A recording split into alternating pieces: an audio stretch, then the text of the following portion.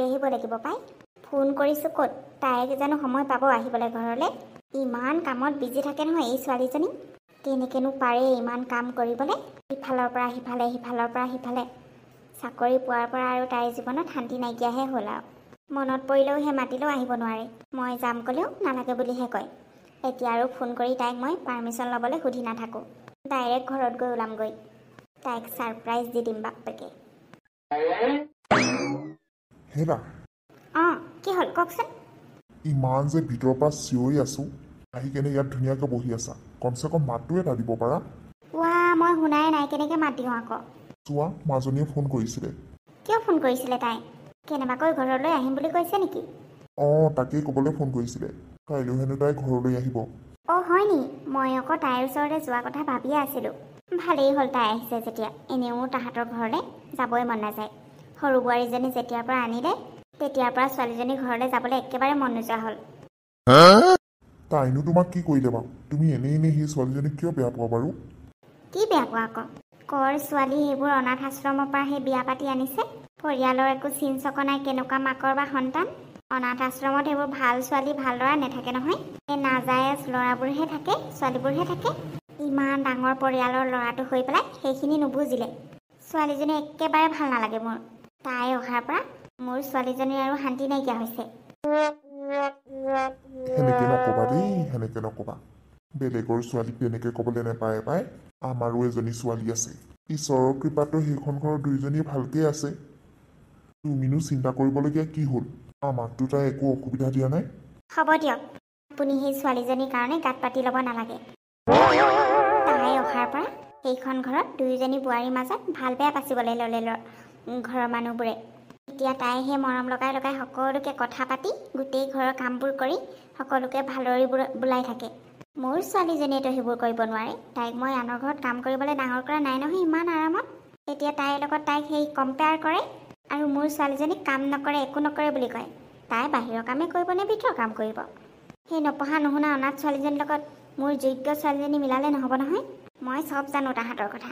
মই মোৰ ছোৱালীজনী তাৰ পৰা আঁতৰাব লাগিব, নহ'লে সেইখন ঘৰত তাইৰ লগত কম্পেয়াৰ কৰি কৰি মূৰটো গৰম কৰি দিব। মই ভালকৈয়ে জানো। বাদ দিয়া, এইবোৰ চিন্তা বাদ দিয়া। ছোৱালীজনী আহিম কৈছে যেতিয়া মই খুব ভাল পাইছোঁ। বহুত দিন হ'ল তাইক লগেই পোৱা নাই। তাইৰ বাহিৰেনো আমাৰ কোন আছে?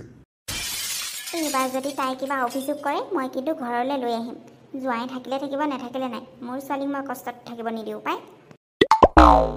শুনা বোৱাৰী, কওক মা, কি ক'বলৈ আছে সোনকালে কওক, মোৰ কিন্তু বহুত দেৰি হৈছে। অঁ তোমাক মই সেই ইম্পৰ্টেণ্ট কথা এটা কওঁ বুলিয়ে মাতিলোঁ। গধূলি আমাৰ ঘৰলৈ আলহী আহিব, গতিকে তুমি অফিচৰ পৰা যিমান পাৰা সোনকালে আহিবা। ডাঙৰ বোৱাৰীজনী নাথাকিলে সকলোৱে সুধিব নহয়। অ' চৰি শাহুমা, আজি মই সোনকালে আহিব নোৱাৰিম। আপুনি এটা কাম কৰিব, আলহীবোৰক কৈ দিব মই বহুত বিজি আছোঁ বুলি। আজি মই ডিনাৰো বাহিৰতে কৰি আহিম, আপোনালোকে মোৰ কাৰণে ৰৈ নাথাকিব। এয়া কি ডাঙৰ বোৱাৰী, তোমাৰ কামৰ কাৰণে তুমি নিজকে কিয় পাহৰি গৈছা? এটা কথা তুমি মনত ৰাখিবা, তুমি এইখন ঘৰত ডাঙৰ বোৱাৰী, আৰু ডাঙৰ বোৱাৰী হিচাপে তোমাৰ এইখন ঘৰত বহুত দায়িত্ব আছে। তুমি যিমানেই ডাঙৰ চাকৰি নকৰা কিয়, কিন্তু তোমাৰ দায়িত্বৰ পৰা তুমি কেতিয়াও হাৰি যাম বুলি নাভাবিবা। আগতেও আলহী আহোঁতে তুমি উপস্থিত নাছিলা, এইবাৰ মই তোমাৰ একো কথাই শুনিব নিবিচাৰোঁ। তুমি আহিবই লাগিব। মই নোৱাৰোঁ শাহুমা। ঘৰত বহি থকা মানুহে বাহিৰৰ কামৰ কথা কি বুজিব? মইহে জানো মোৰ কিমান কামৰ প্ৰেছাৰ আছে। মইতো আৰু আপোনালোকৰ নিচিনা ঘৰতে বহি বহি আৰাম কৰি নাথাকোঁ। তোমাৰ যদি ইমান প্ৰব্লেম হৈছে তেনেহ'লে চাকৰি এৰি দিয়া। আমাৰ নিচিনা তুমিও আৰাম কৰি থাকা। আমিতো তোমাক বাধা দিয়া নাই, আমিতো তোমাক কেতিয়াও কোৱা নাই চাকৰি কৰিবই লাগিব বুলি। কিন্তু চাকৰিৰ কাৰণে তুমি ঘৰখনক অলপো গুৰুত্ব নিদিয়া। মই তোমাক আগৰ পৰাই চাই আহিছোঁ, তুমি সদায় ঘৰৰ দায়িত্বৰ পৰা আঁতৰি যাব বিচাৰা। এয়া কি ডাঙৰ বোৱাৰীৰ দায়িত্ব ইমানেই নেকি? তুমি চাকৰি কৰিছা আমি বুজি পাইছোঁ, কিন্তু তাৰ অৰ্থ এইটো নহয় যে তুমি ঘৰখনক একেবাৰে এৰি দিবা। ঘৰৰ একো কামতেই তুমি যোগদান নিদিয়া। চাওক, মোৰ সেইবোৰ তৰ্ক কৰিবলৈ এতিয়া আৰু সময় নাই। মোৰ কামলৈ দেৰি হৈছে, মই যাওঁ। আপোনাৰ লগত ইয়াত মোক তৰ্ক কৰি থাকিলে অফিচত মোক দৰমহা নিদিয়ে আৰু মোৰ অফিচৰ কামবোৰ হৈ নাযায়। চ' প্লিজ মোক এৰি দিয়ক। আৰু এটা কথা, এইবোৰ আলহী দুলহী, ঘৰৰ পূজা পাতল এইবোৰত মোক ইনভলভ কৰিব নিবিচাৰিব। মই এইবোৰ একেবাৰে বেয়া পাওঁ। মই প্ৰেক্টিকেল ছোৱালী হয়, গতিকে মোৰ কামত মোক বিজি থাকিবলৈ দিয়ক। মা, বাইদেউক যাবলৈ দিয়ক, মই আছোঁ নহয়। মই আলহীক আলপৈচান ধৰিবলৈ পাৰিম দিয়ক। মই জানো সৰু বোৱাৰী, তুমি পাৰিবা বুলি মই জানো। কিন্তু ডাঙৰ বোৱাৰী যদি নাথাকে তেওঁলোকে কি বুলি ভাবিব? দিনততো তাই বিজি থাকেই, ৰাতি আকৌ বিজি থাকিবলগীয়া কি কাম আছে? ৰাতিটো অফিচ বন্ধ হয়। অফিচ বন্ধ হ'লেও আমাৰ কিছুমান কাম পেণ্ডিং থাকে। আপুনি কি বুজিব শাহুমা? আৰু মই বুজিবলৈও নিবিচাৰোঁ তোমাৰ এই পাজল লগা কথাবোৰ। নাজানো আৰু দীপে তোমাক কেনেকৈ সহ্য কৰি আছে। মই কেতিয়াও ভবা নাছিলোঁ তোমাৰ দৰে ছোৱালী এজনী মোৰ ঘৰৰ বোৱাৰী হ'ব বুলি। হ'ব দিয়ক মা, বাইদেউ অফিচলৈ যোৱাৰ সময়ত এইবোৰ কি আৰম্ভ কৰিছে? বাইদেউক যাবলৈ দিয়ক, ঘৰৰ কামবোৰ চম্ভালিবলৈ মই আছোঁ নহয়। বাইদেউ আপুনি যাওক, আলহীক মই আৰু মায়ে চম্ভালি ল'ম। হ'ব পাৰিজাত, তুমি এই মিঠা মিঠা কথা কৈ মোক ভুলাব পাৰিম বুলি কেতিয়াও নাভাবিবা। মোৰ প্ৰতি সহানুভূতি দেখাই একো লাভ নাই। এইবোৰ কথা শুনাই শুনাই ঘৰৰ মানুহখিনিকতো নিজৰ হাতৰ মুঠিত কৰিলাই। তুমি অহাৰ আগতে মোৰ জীৱনটো সকলো ঠিকেই আছিল। তুমি অহাৰ পাছৰ পৰাহে মোৰ জীৱনত অশান্তি সৃষ্টি হৈছে। গতিকে কেতিয়াও নাভাবিবা তুমি দুটামান মৰমত কথা ক'লেই মই তোমাৰ প্ৰতি ভাল ভাৱ আহিব বুলি। মোৰ প্ৰতি সহানুভূতি দেখাই একো লাভ নাই। আৰু আলহী ঘৰ কি চম্ভালা সেইটো তোমালোকৰ কথা। মই এইখন ঘৰ চম্ভালিবলৈ অহা নাই। মোৰ লাইফত মোক ভালকৈ জীয়াই থাকিবলৈ দিয়ক। দেখিলা সৰু বোৱাৰী, দেখিলা তাই তোমাৰ আগতে মোক কেনেকৈ কৈ থৈ গ'ল। মই তাইৰ ব্যৱহাৰ একেবাৰেই ভাল নোপোৱা হৈছোঁ। এই ছোৱালীজনীক মই কেনেকৈ বুজাম ভাবিয়ে পোৱা নাই। মাক দেউতাকে ভাল শিক্ষা এটা নিদিলেই নে কিয়েই নে। তেনেকৈ নক'ব মা, তুমি তেনেকৈ ক'লে নহ'ব নহয়। তুমিও সেই ঘৰৰ মানুহখিনিৰ নিচিনা একেই। তাৰমানে এইখন ঘৰৰ কাৰণে মই একো মানুহেই নহয়। মোৰ এইখন ঘৰত অলপো মূল্যই নাই। কাইলৈ মই ঘৰলৈ যাম, কিমান মন যায় মই সিমান দিনেই থাকিম। তুমি কিন্তু মোক আনিবলৈ নাযাবা, কৈ দিলোঁ। আৰু মই এটা কথা ভাবিছোঁ। কি কথা? মই ভাবিছোঁ এইখন ঘৰৰ পৰা বেলেগ হোৱাটো। মই আৰু এইবোৰ নীতি নিয়ম পালন কৰি থাকিব নোৱাৰোঁ। তোমাৰ মাৰ যিহে নীতি নিয়ম। আলহী আহিলে আহিব আকৌ, মই কিয় থাকিব লাগে? মোৰ কি কাম নাই নেকি আলহীৰ লগত চেল পেলাই থাকিবলৈ? সৰু বোৱাৰী ইমান ভাল এজনী আছেই দেখোন। ইমান ভাল বোৱাৰী এজনী থাকোঁতে মোৰ কিহৰ প্ৰয়োজন হ'ল? যেতিয়াৰ পৰা তাই এইখন ঘৰত সোমালেহি মোৰ জীৱনৰ সুখ শান্তি নোহোৱা হ'ল। আৰু কেনেকুৱা ধৰণৰ ছোৱালী, আনৰ সুখ শান্তি কাঢ়ি নিজে সুখত হাঁহিমুখীয়া হৈ থাকে। হৈ গ'ল আৰু এইবোৰ। মই ইমান সহ্য কৰি থাকিব নোৱাৰোঁ। আৰু তুমিতো জানাই মই অফিচৰ কাম কৰি কিমান ভাল পাওঁ। মোৰ এইবোৰ ঘৰৰ কাম, এইবোৰ আলহী আলপৈচান, এইবোৰ মই ধৰি থাকিবলৈ নাই নহয়। কি দৰকাৰ পৰিছে মোৰ? মোৰ ষ্টেণ্ডাৰ্ডটো কি অকল সেয়াই নেকি? মই মোৰ ষ্টেণ্ডাৰ্ডৰ লগত জীয়াই থাকিব বিচাৰোঁ। এইবোৰ ঘৰৰ নীতি নিয়মত মই সোমাব নিবিচাৰোঁ। তুমি অলপ বেছিয়ে খং কৰিছা অ'। ৰ'বাচোন ৰ'বা, অলপ শান্ত হোৱা। একো নাই দিয়া, মায়ে ক'লে আৰু মই মাৰ লগত কথা পাতিম। তোমাক যাতে মায়ে আৰু একো নকয়। অ' তুমি মাক কৈ তাৰমানে মোৰ বদনামহে গাবাগে। বদনাম? কি বদনামৰ কথা কৈছা তুমি? নিজৰ মানুহজনীৰ বিষয়ে মই মাৰ আগত আকৌ কিয় বদনাম গাম? সেইটোৱে কথা, তোমাক মই ভালকৈ ক'লেও তুমি বেয়া পোৱা। সেইকাৰণে মই আজিকালি একো কোৱাই বাদ দিলোঁ। কিয়? তুমি জানো মাৰ আগত যদি মোৰ বিষয়ে কোৱাগৈ মাহঁতে জানো নেভাবিব মই তোমাক কথা শিকাইছোঁ বুলি? আৰু সেইটো বদনামটো মই ল'ব নোৱাৰোঁ। এনেও এইখন ঘৰত আজিকালিনো মোক ক'ত ভাল পায়। সৰু বোৱাৰী অহাৰ পৰা সকলোৱেতো তাইৰ পাছে পাছে ঘূৰি ফুৰে। পৃথিৱীততো এনেকুৱা এখন ঘৰ নাই যাৰ ঘৰত সৰু বোৱাৰীৰ নিচিনা ইমান ভাল লখিমী সাদৰী বোৱাৰী আছে। এইখন ঘৰ বহুত ভাগ্যৱান তোমালোকৰ সেই সৰু বোৱাৰীৰ নিচিনা এজনী বোৱাৰী পাইছে। মোৰ চকুততো তাই এজনী বুৰ্বক, মূৰ্খ, আনষ্টেণ্ডাৰ্ড ছোৱালী হয়। ইউজলেছ বুলি ভাবোঁ মই। তাইৰ লগত মই কিয় মিলাম? তাইৰ লগত মই ভুলতো কম্পেয়াৰ নকৰোঁ নিজকে। মোৰ নাম আছে, এটা পৰিচয় আছে মোৰ। মোৰ নিজৰ পৰিচয়ৰ লগতে মোৰ মা দেউতাৰ ফালৰ পৰাও বহুত পৰিচয় আছে মোৰ। তাইৰ নিচিনা এজনী কেও কিছু নোহোৱা ছোৱালীৰ লগত মই কেতিয়াও কম্পেয়াৰ নকৰোঁ, বুজিলা নহয়? তুমি কিন্তু মাহঁতৰ ওপৰত খং কৰি মোৰ ওপৰতহে গালি ঠুকি আছা। মইনো কি কৰোঁ কোৱাচোন? মাকো একো ক'ব নিদিয়া, তোমাকো একো ক'ব নোৱাৰোঁ, আৰু মোক এনেই গালি পাৰি থাকা। যাবা, কাইলৈ মাহঁতৰ ঘৰলৈ গৈ অলপ আৰাম কৰি ল'বা। মোৰো বেয়া লাগে নহয় তুমি অশান্তি থাকিলে। যদি মোৰ শান্তি বিচাৰিছা তেনেহ'লে এইখন ঘৰৰ পৰা মোক লৈ যোৱা। আৰু শুনা, মায়ে অলৰেডি মোক কৈ দিছে ইয়াত যদি কিবা অসুবিধা পাওঁ মই ঘৰতে থাকিমগৈ বুলি। এনেও সেইখন ঘৰৰ মই একমাত্ৰ ছোৱালী। তুমি যদি মোৰ লগত থাকিবলৈ মন আছে থাকিবা, নাথাকিলে নাই। কিন্তু মনত ৰাখিবা মই এইখন ঘৰত আৰু থাকিব নোৱাৰোঁ। এইটো মোৰ ফাইনেল ডিচিশ্যন হয়। তুমি এনেকৈ খঙত ডিচিশ্যন ল'লে নহ'ব নহয়। তোমাৰ অবিহনে মই থাকিব পাৰোঁ নেকি কিবা? ৰ'বা, মই চবকে গালি পাৰি দিম।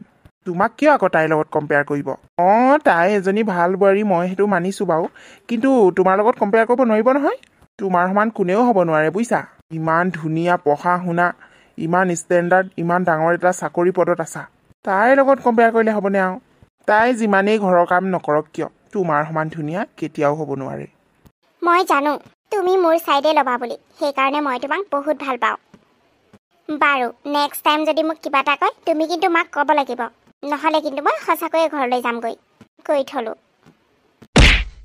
হে প্ৰভু মানুহে ঠিকেই কয় ঘৈণীয়েকক চম্ভালাটো বহুত ডাঙৰ কাম বে যেনে তেনে তাইৰ তাৰিফ কৰি মই কাজিয়াখন সমাপ্ত কৰিলোঁ আৰু নাজানো আৰু এই মানুহজনী সৰু বোৱাৰীৰ লগত কিয় ইমান জ্বলে বাইদেৱে চাগে মোৰ ওপৰত খঙেই কৰি আছে নাজানো তেওঁ মোক কিয় ইমান বেয়া পায় মইতো তেওঁ বেয়া পাবলগীয়া একো কামেই কৰা নাই তাইক মই হেল্প কৰিবলৈহে বিচাৰোঁ কিয় জানো তথাপিও ইমান বেয়া পায় মোৰ কাৰণে কালি মাৰ লগতো তৰ্ক হ'ল সৰু বোৱাৰী অঁ মা কওকচোন আলহী দুটা আহিছে চাহ অকণ বনাই দিব পাৰিবা নেকি নিশ্চয় মা কিয় নোৱাৰিম ডাঙৰ বোৱাৰী অফিচলৈ গ'লনে গ'ল অলপ আগতে ওলাই গৈছে বাইদেউ মোক কালিৰ পৰা খং কৰিয়ে আছে মোৰ বৰ বেয়া লাগে মা তেওঁ বাৰু মোক কিয় ইমান বেয়া পায় কি ক'বা আৰু তাইক মই কেনেকৈ বুজাওঁ বাদ দিয়া আৰু তাইৰ কথা ধৰি নাথাকিবা তাই যেনেকৈ মন যায় তেনেকৈয়ে থাকক ইয়াতে মই কিবা এটা ক'লেও ৰুমত গৈহে মানুহটোৰ লগতহে কাজিয়া কৰে এনেই তাৰহে বেছি অশান্তি হয় সেইকাৰণে ময়ো একো নকওঁ আৰু তাই যেনেকৈ মন যায় তেনেকৈয়ে থাকক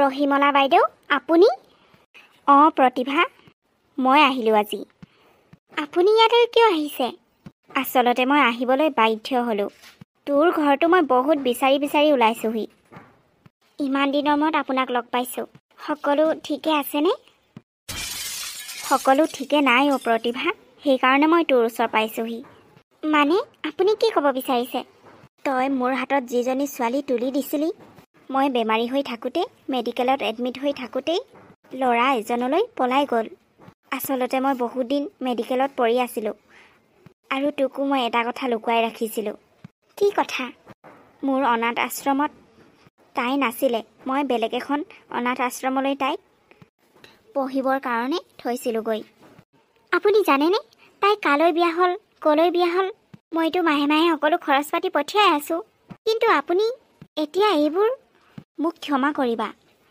মই তোমাৰ ছোৱালীক ইমান ভালকৈ ৰাখিব নোৱাৰিলোঁ কাৰণ মই মেডিকেলত পঢ়ি আছিলোঁ আচলতে মই 3 মাহমান মেডিকেলতেই পঢ়ি থাকিলোঁ সুস্থ হৈ যেতিয়া গম পালোঁ তেতিয়া ডাইৰেক্ট তোৰ ওচৰলৈ আহিছোঁ মই এতিয়া আৰু এইবোৰ কথা লুকুৱাই ৰাখি লাভ নাই মই এতিয়া সকলো খোলাখুলিকৈ ক'ব আহিছোঁ এইবোৰ আপুনি কি কথা কৈ আছে ৰহিমলা বাইদেউ অঁ তাই ক'লৈ বিয়া হৈছে কোনখন ঘৰলৈ বিয়া হৈছে সেইবোৰ মই সকলো খবৰ লৈয়ে আহিছোঁ তোৰ ওচৰলৈ মা এও কোন মাজনী তই কি বাহিৰলৈ আহিছ আলহী অহা যেন পালোঁ সেইকাৰণে পালোঁহি যা ভিতৰত বগৈ যা তই ভিতৰলৈকে যা নাই প্ৰতিভা তই কিয় ছোৱালীজনীক ভিতৰলৈ পঠিয়াইছ মই ৰহিমলা তুমি মোক আণ্টি বুলি মাতিবা তোমাৰ মাৰ লগত কি সম্পৰ্ক আছে বুলি ক'লে আমাৰ মাজত বহুত ডাঙৰ সম্পৰ্ক এটাই আছে হয় নেকি আণ্টি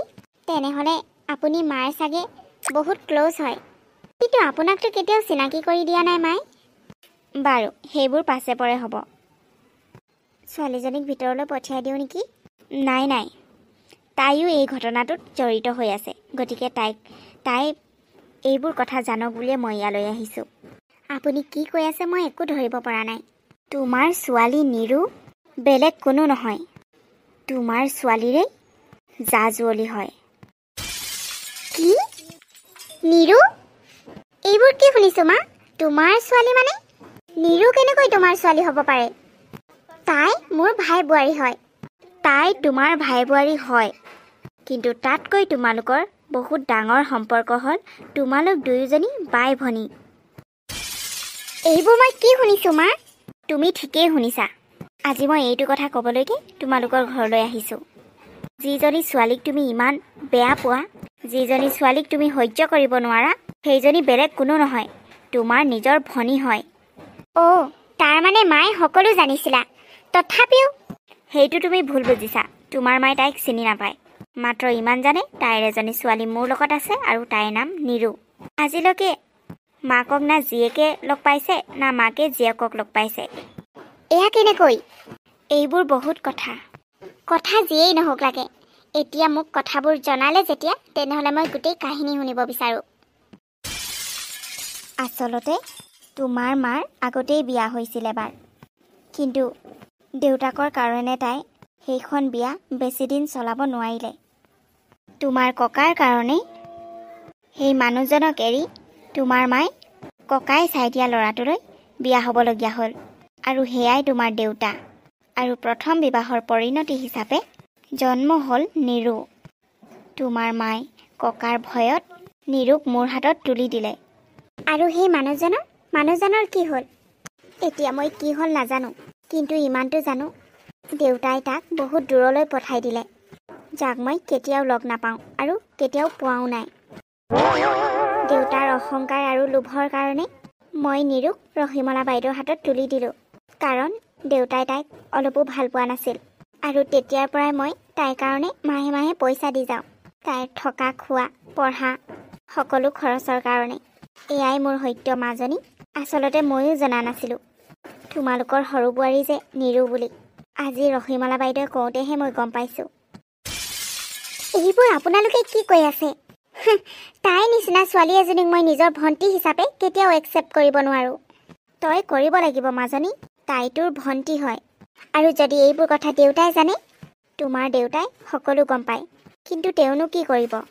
তেওঁহে তোমাৰ ককাৰ ভয়তে মোক বিয়া পাতিছিল। তুমি নাজানা তেওঁ কিমান অহংকাৰী আছিল। যি কৰিম বুলি কয় সেইটো কাম নকৰালৈকে তেওঁ নেৰে। সেইকাৰণে বহুতে ভয়ো খাইছিল। কথা যিয়েই নহওক লাগে, মই নিৰুক কেতিয়াও নিজৰ ভনী হিচাপে একচেপ্ট নকৰোঁ। এইটো কথা ইয়াতে খতম কৰা। তাই এইটো কথা যাতে কেতিয়াও গম নাপায়, আৰু যদি আপোনালোকে তাইক এইবোৰ সঁচা কথা ক'বলৈ যায় তেনেহ'লে মোক আৰু দেখি নাপাব। মই মৰি যোৱা স্বীকাৰ কৰি ল'ম, কিন্তু তাইক মোৰ ভনী হিচাপে কেতিয়াও স্বীকাৰ নকৰোঁ। তাইৰ প্ৰতি ইমান ঘৃণা কিয়? নাজানো বাইদেউ, মই আপোনাক এটা ৰিকুৱেষ্ট কৰিছোঁ, এইবোৰ কথা ইয়াতেই সমাপ্ত কৰি দিয়ক। নিৰুৰ পৰিচয় যেনেকৈ আছে তেনেকৈয়ে থাকিব দিয়ক। আপুনিয়ে তাইৰ সকলো। নিৰুক এইবোৰ কথা জানিবলৈ নিদিব। কিন্তু আজি তই নিজৰ ছোৱালীজনী ওচৰত পাইছ, তাইৰ পৰা কেনেকৈ তই দূৰত থাকিবি? এতিয়া মই গম পালোঁ নহয়, সেয়াই সকলো। মাৰ মৰম মই তাইক দিম, কিন্তু তাইক গম নোপোৱাকৈ। আপুনি প্লিজ, মই আপোনাক কাবৌ কৰিছোঁ, নিৰু আৰু তেওঁলোকৰ ঘৰখনক সঁচা কথা নক'ব। যেনেকৈ আছে সকলোবোৰ তেনেকৈয়ে থাকিব দিয়ক। ঠিক আছে, মই তাইক একো নকওঁ আৰু তেওঁলোকৰ ঘৰখনকো, কিন্তু তোমাৰ ছোৱালীক বুজাই দিবা তাইক যাতে সেইখন ঘৰত একো অশান্তি নকৰে। কাৰণ আজি তাইৰ কাৰণে মই তাইৰ আগত সঁচা কথা ক'বলৈ আহিলোঁ। তাই নিৰুক বেয়া পায় আৰু বহুত বেয়া ব্যৱহাৰ কৰে। তাই মনত যিয়ে নাথাকক লাগে, সেইখন ঘৰৰ আগত যাতে তাইক কেতিয়াও বেয়া ব্যৱহাৰ নকৰে। হ'ব বাইদেউ, আগতে মই জনা নাছিলোঁ, সেইকাৰণে মাজনীয়ে যি কয় তাকেই মানি লৈছিলোঁ। এতিয়া মই দুয়োজনী নিজৰ ছোৱালী বুলি জনাৰ পাছত তাইক মই কেতিয়াও দুখত থাকিব নিদিওঁ। তাক মই মাজনীক বুজাম। ঠিক আছে, মই তেনেহ'লে আহিছোঁ। নিৰুক মই বহুত কষ্টত ডাঙৰ কৰিছোঁ। তইতো জানই এজনী ছোৱালী ডাঙৰ কৰিবলৈ কিমান ডাঙৰ কথা। পইচা পাতি তই দিব পাৰ, কিন্তু দায়িত্ব মই লৈছোঁ। তাইৰ দুখ মই কেতিয়াও সহ্য কৰিব নোৱাৰোঁ। আৰু তইও মাক হয়, মোতকৈ বেছি আৰু তইহে বুজিবি। অঁ বাইদেউ, আপুনি নিশ্চিন্তে থাকক। মই মোৰ ছোৱালীকেইজনীক কেতিয়াও দুখৰ পথলৈ নেঠেলোঁ। নিৰু সেইখন ঘৰত আজিৰ পৰা ভালকৈ থাকিব। তাইক সকলোৱে মৰম কৰে, মাজনীয়েহে তাইক ভাল নাপায়। মই তাইক বুজাম, লাহে লাহে তাইৰ প্ৰতি তাইৰ মৰম আহিব। ঠিক আছে, মই যাওঁ। পাৰিলে নিৰুক এবাৰ চাই আহিবগৈ। এয়া আকৌ ভগৱানৰ কি মহিমা! দুয়োজনী বাই ভনীৰ একেখন ঘৰৰে বোৱাৰী, কিন্তু কোনেও নাজানে যে তেওঁলোকে বাই ভনী বুলি। হয়তো ভগৱানে মোক সুযোগ দিছে দুয়োজনী ছোৱালীক এতিয়া নিজৰ মৰমৰ মাজত থ'বলৈ। আজি ইমান বছৰে নিৰুক মই মাকৰ মৰম দিব নোৱাৰিছিলোঁ, সেইকাৰণে চাগে ভগৱানে দুয়োজনীকে একেখন ঘৰৰে বোৱাৰী বনাইছে। মই আৰু নিৰুৰ জীৱনত কেতিয়াও দুখ আহিবলৈ নিদিওঁ। তাই সেইখন ঘৰত সন্মান আৰু সুখেৰে থাকিব। মোৰ দুয়োজনী ছোৱালীয়ে সেইখন ঘৰত সুখত থাকিব লাগিব, আৰু মই তাহাঁতৰ সুখৰ কাৰণে সকলো কৰিবলৈ সাজু আছোঁ।